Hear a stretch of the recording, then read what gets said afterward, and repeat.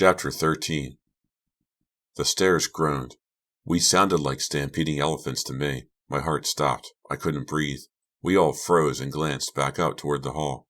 Had Lou heard us? Was he coming after us? There was no light from the end of the hall. The only light came from the bedroom lamp I had forgotten to switch off. No sign of Lou. No one moving among the shadows. Below us, the back of the house lay in darkness. We continued our trek down the noisy stairs. I don't think any of us took a breath. I know I didn't. I didn't breathe until I reached the back hall at the bottom of the stairs. But I knew we weren't out of the woods yet. We still had to get our coats from the front alcove, sneak back into the kitchen, steal out to the barn, and make our getaway in the Jeep without Lou stopping us. It seemed almost impossible, hopeless. Just take it one step at a time, Ariel, I told myself. One step at a time. When you're in a total panic, you don't care if your advice to yourself is a cliché or not. We didn't say a word to one another. Our eyes did all the talking for us. We kept looking at one another, as if we had found a new, silent way to communicate. Silently, we crept through the narrow back passageway into the front hall, and then into the living room. I could see only blackness out the big window. Across the room, the fire had burned down to a pile of crackling purple embers. The desk lamp on the phone table, the only light in the room, cast a yellow cone onto the white shag rug. Holding my breath, I tiptoed to the phone and picked up the receiver. Please, please be fixed. If we could just call the police, we wouldn't have to go through with this. No dial tone, just loud crackling. With a dispirited sigh, I replaced the receiver and followed my three friends across the room to the coat alcove. Maybe we should just slip out the front door, Shannon whispered, pulling on her down jacket. Our coats were still damp from our snowball fight that morning, damp and cold. Then we won't have to double back across the living room. Okay, Red said, patting her shoulder. He pulled his wool cap down over his head. Of course, that means we'll have to walk all around the house in the snow. No problem, Doug said, heading to the front door as he zipped up his coat. The sooner we get outside, the better. We all agreed. Somehow, I felt that getting out of the house was 90% of the battle. I pulled on my mittens, also damp still, and followed them to the front door, glancing nervously up to the balcony. Nothing moved up there, no sign of Lou. Red grabbed the front doorknob and started to open the door. Then he stopped and turned back into the room. The gun rack, he said, looking over to it in the corner near the fireplace. What about it? Doug whispered. The guns are loaded, right? Red whispered. We might as well take one, just in case Lou does come after us. Take a gun? I whispered. The thought made a cold chill run down my back. We wouldn't use it, Red said. Chances are we won't need it at all, but I really want to get away from here. Me too, Doug said enthusiastically. That's a great idea, Red. I'll go get one. He started across the room, walking almost normally, the pain in his knee having eased. But I hurried after him and grabbed the shoulder of his coat. No, I whispered. We don't need it. Red's right, Doug insisted, pulling away from me. We won't use it, but why take chances? Lou is crazy. You saw what he did to my leg. He hurried eagerly to the gun rack, opened the glass door, and pulled a revolver down. I stood in the middle of the floor watching him, filled with a growing feeling of dread. I hated guns. I hated being in the same room with guns. I hated seeing Doug walking toward me with that loaded revolver in his gloved hand, and I hated the look on his face. The look that said, this is cool, this is exciting. Okay, Red whispered to Doug, glancing up at the still silent balcony. Hold on to it till I get the Jeep started up, then I'll take it from you. No problem, Doug said, examining the barrel. I've handled a gun before. I could tell he wasn't as confident as he pretended to be. I think we all could. But what difference did it make? We were all about to escape. A few more seconds and we'd be out the door, and still no Lou. Maybe we can do it, I thought. Maybe we can actually pull this off. And won't Lou be surprised when he comes out of his room in the morning and finds us all gone, and him stranded here without his Jeep, his dreadful plans ruined. Come on, quick, Red whispered. He pulled open the front door, and we stepped out into the night. Chapter 14. The shock of the sudden cold made me gasp. The temperature must have dropped 20 degrees since our snowball fight. The winds had stopped. Everything seemed frozen, still. Even my breath froze in front of me as I followed the others around to the side of the house, my eyes slowly adjusting to the shifting shades of gray. The top of the snow had hardened, and our boots crunched through it as we walked, breaking the surface with each step. Walking as quickly and silently as we could over the frozen snow, we made our way to the back of the house and headed across the yard to the barn. My cheeks were stinging from the cold, and my eyes were watering. I felt as if I were seeing everything through a distorted glass, a distorted, dark glass. I remembered that I had a flashlight in my pack, but I quickly decided it wouldn't be a good idea to use it. Lou might look out from his bedroom window and see it. None of us said a word. It was as if our voices had been frozen too. We walked in a straight line toward the barn. I found it easier to walk in Doug's deep footprints. We were only a few yards from the barn when I turned around and looked back to the house. A yellowish light shone from one of the upstairs bedrooms. The shade was drawn. I couldn't tell if it was Lou's room or not. Shivering, I turned back toward the barn. Doug and Red were struggling with the door. Doug had set the revolver down on the snow and was tugging hard on the large metal latch.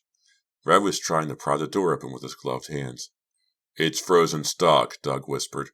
"We can get it," Red whispered back. "We have to get it. Keep trying." A raw wind came up suddenly, swirling at us from the direction of the house. It seemed to be blowing against us, keeping the barn doors shut. They pulled again, straining with all their strength. The door swung open a few inches and then stopped. Doug let go of the latch, and both boys wrapped their hands on the edge of the wooden door and pulled. It moved. A little more. A little more. Then it stuck again. Doug frantically kicked the frozen snow out of the way. Then they tugged some more, leaning so far back as they pulled, it looked as if they might topple onto their backs into the snow. Finally, it was open wide enough to drive the Jeep through. Both boys were breathing hard, their breath frozen, gray mists against the solid black sky. "Come on, hurry!" Doug picked up the revolver, and the four of us stepped into the dark barn. We heard creatures scampering as we entered, probably mice. The inside of the barn was even darker than the backyard, but we didn't dare turn on the overhead light. "Let's get to the Jeep," Red whispered. It was so dark in there I could barely make it out at the other end of the barn. We took a couple of steps across the frozen dirt floor when the powerful wind slammed the door shut behind us. "Oh!" I let out a startled cry. All four of us spun around, terrified. The wind howled. "No one there. Just the wind," Shannon said, sounding very relieved. We stared at the door. We pushed it open again until it stuck in the hard, frozen snow. My heart was pounding. I felt cold all over.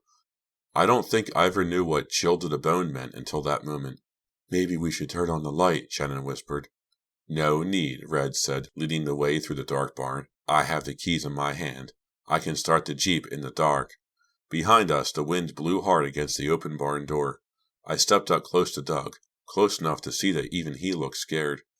We were just about in the center of the barn, our boots crunching loudly on the hard ground.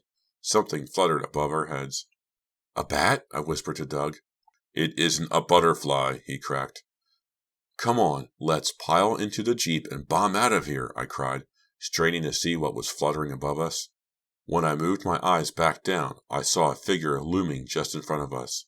A man was standing against a post, staring at us. "It's Lou!" Shannon screamed, her terrified voice echoing off the high rafters. "He's got a gun," Red cried. Chapter 15. Everything seemed to disappear. The barn, the Jeep, the cold, even the darkness. All that existed was Lou, standing in front of us, blocking our path, staring at us, a dark metal object in his hand. The loud explosion at my side made me jump, but I didn't realize at first what it was. It didn't sound like a gunshot. Not like the gunshots on TV. It was much louder. It had so many echoes. I stood staring at the dark figure, staring at Lou, and it took the longest time for me to realize that the loud explosion had been a gunshot. And then I saw Lou drop to the ground. He didn't make a sound, just collapsed, toppling back, hitting the ground so hard he bounced, and then he lay still. And then I slowly realized that Doug had shot him. It all took so long to filter into my brain, as if I were in slow motion, and I didn't even realize I was screaming at the top of my lungs, until Shannon stepped over and put her arm around me. I shot him," I think I heard Doug say. I'm not really sure. I shot Lou. Red. Hey, Red. But Red wasn't there. The fluorescent light on the rafter above us flickered on. The light seemed almost purple for some reason, then brightened to a bluish gray. I turned around. Red stood by the light switch beside the open door. Red, I shot Lou, Doug called to him, the revolver still in his hand. I didn't mean to. Shannon was still holding on to me. I was grateful she was there. I suddenly felt so dizzy, as if the sudden light had thrown me off balance. Or was it the gunshot? I could still hear it echoing in the rafters. Red came hurrying over, his breath a frozen cloud in front of him. It just went off, Doug said, staring at the gun in his hand. I didn't think I squeezed the trigger, but I guess I did. Red ran past him to kneel over the unmoving body on the floor. Lou, he started, then his voice choked. Doug, Shannon, and I stepped forward, huddling together behind Red, staring down at Lou. Except that it wasn't Lou. It was another man, someone we'd never seen before. Red pulled off his glove and held his hand up to the man's nostrils, then pressed his fingers against the man's throat. He's dead, Red said. Chapter 16. The man lay stiff, his eyes staring up at the rafters, arms straight at his sides, a small pistol on the ground beside his right hand. He was wearing a thin blue wool coat, no hat or gloves. He had a narrow face and a thick tuft of curly black hair. He looked to be in his late 30s, maybe early 40s. He's dead. You killed him. Red turned his head to look up at Doug. Doug's mouth dropped open in horror and shock. He stared wide-eyed at the revolver in his hand, as if he had no idea how it had gotten there, or even what it was. His mouth formed the word no, but no sound came out. Red pulled open the man's coat. We could see the hole in the shirt and coat made by the bullet and a smaller round tear in the chest and a small dribble of blood. Who is he? Shannon cried, averting her eyes, her voice tight and high-pitched. How can he be dead? I didn't even mean to shoot, Doug said. It was an accident, I said, putting a hand on Doug's shoulder, trying to soothe him. Behind us, the wind made the barn door creak and scrape against the hard snow. I shuddered. Was this really happening? Were we really in this freezing, creepy barn with a dead stranger on the floor? Had Doug really killed a man none of us had ever seen before? Then suddenly I realized I had seen him before. He's the man, I stammered, shivering hard to get the words out. What? Red asked, still bent over the body, checking for any sign of life. Don't you recognize him? I cried. He's the man in the photographs. Huh? What photographs? Doug asked, his eyes still wild with fright with disbelief. The photographs that were jammed into the dresser drawer. The man and a woman. He's the man. Ariel's right, Red said grimly, climbing to his feet. He pulled off his red ski hat. He was sweating despite the cold. This is the guy, all right. We've got to call the police, Doug said, finally lowering the gun. It dropped out of his hand and bounced onto the hard ground. I don't think he even noticed. We all looked like ghosts under the pale fluorescent light. Our skin looked so pale, so ghostly blue, as if we were all dead, I thought. What a thought. We've got to call the police, Doug repeated. The wind blew the barn door shut again. It slammed noisily, startling us all. Everyone jumped except for the stranger on the floor. Maybe the phone is fixed, Red said softly, staring down at the body. Go back in the house? Shannon cried, horrified by the idea. We have no choice, Doug said, his voice a choked whisper. But the Jeep, Shannon started to plead. I killed a man. We can't run away, Doug said. Shannon wrapped her arms around Doug. He really looked as if we were about to collapse or freak out or something. We heard footsteps behind us, crunching through the frozen snow, then a scraping sound as someone pushed open the barn door. Lou, Red cried out, warily taking a few steps away from the corpse toward the Jeep. Thought I heard a gunshot, Lou said, his dark eyes narrowed, staring at us suspiciously. What are you jokers doing out here? He stopped in mid-sentence when he saw the body on the floor. Hey, he cried, staring at the corpse, blinking, as if he didn't believe what he was seeing. He ran over to the body and dropped to his knees beside it. Jake, he cried. Hey, he yelled, staring at me for some reason, his face bright red. What have you done to Ava's brother? Chapter 17. I shot him, Doug said, his eyes fixed on the revolver at his feet. He's dead, Lou said, examining the body, feeling for a pulse in the man's neck. "Jake's dead. I don't believe this." He searched the corpse's coat pockets and pulled out a blue ski mask. "So, Jake was the guy you saw looking in the window," he said bitterly, holding up the ski mask so we could all see it clearly. Lou's eyes watered over. His face was still bright red. He climbed slowly to his feet, shaking his head. "That's my gun. You killed Jake with my gun?" Lou lunged at Doug. Doug took a step back. For a second, it looked as if Lou was going to strangle him. "Now, wait," Doug cried, holding up his hands as if to shield himself. "Don't touch anything," Lou said. "We have to wait for the police." He looked down at his dead brother-in-law. "Jake," he said, his voice catching in his throat. He swayed unsteadily. I could see that he hadn't sobered up from all the beers he had drunk. Even a grim sight like this couldn't steady him. He stared angrily at Doug. "Jake was probably coming to help rescue us from this storm." "I didn't know," Doug said. I didn't mean to shoot. It just went off." Lou stared at him, scratching his beard with a gloved hand. Then he looked accusingly at Red. "Whose idea was it to steal my gun? What are you suckers doing out here anyway? You stealing my car too? Is that the idea? You fixed my car and didn't tell me.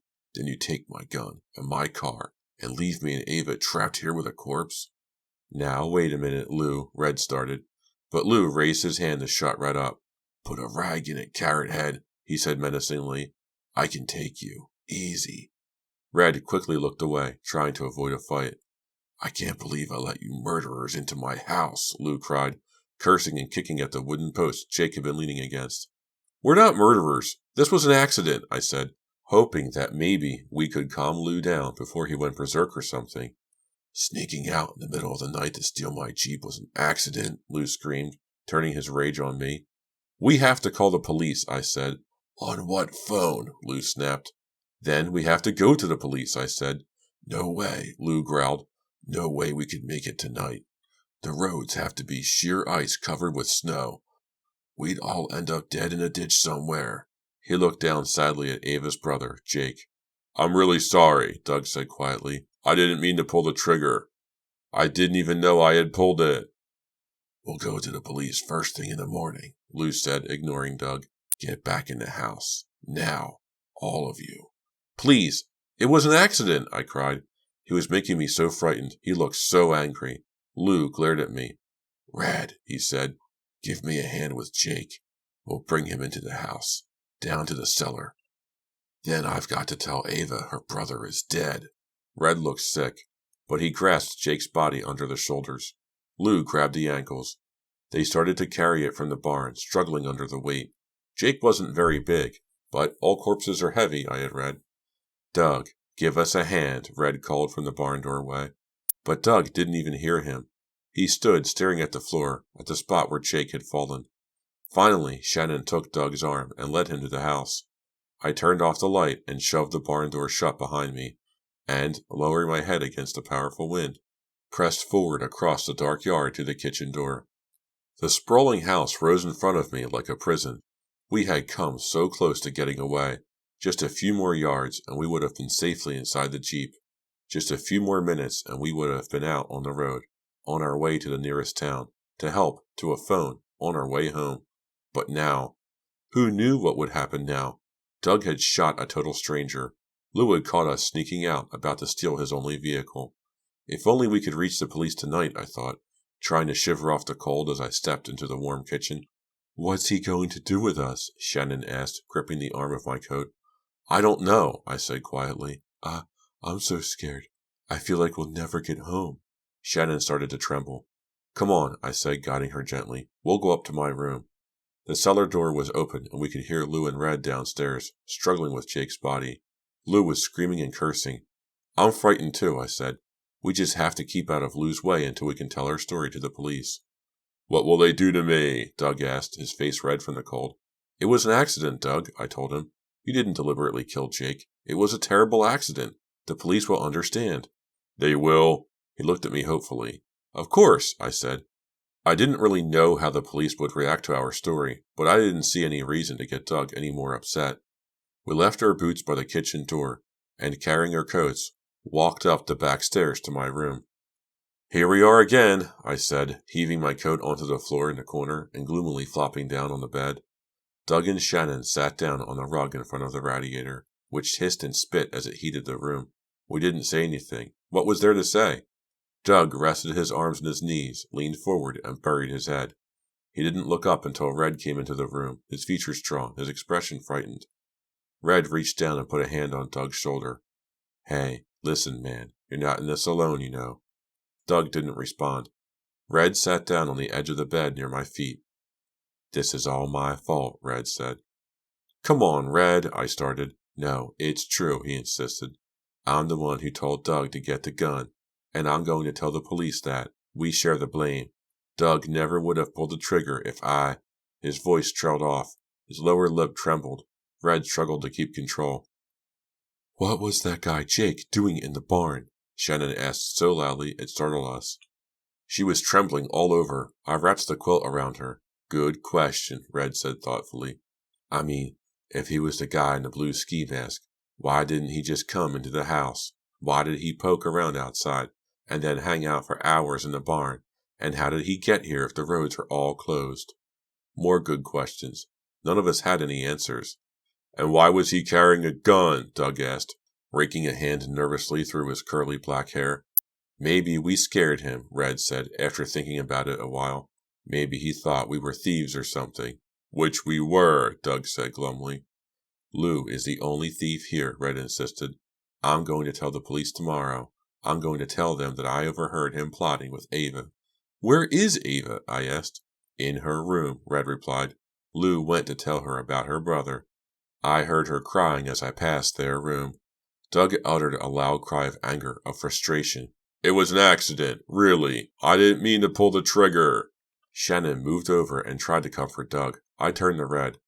Those were good questions Shannon was just asking, I said. I mean, why was Jake in that dark, freezing cold barn with the door shut, and how did he get here?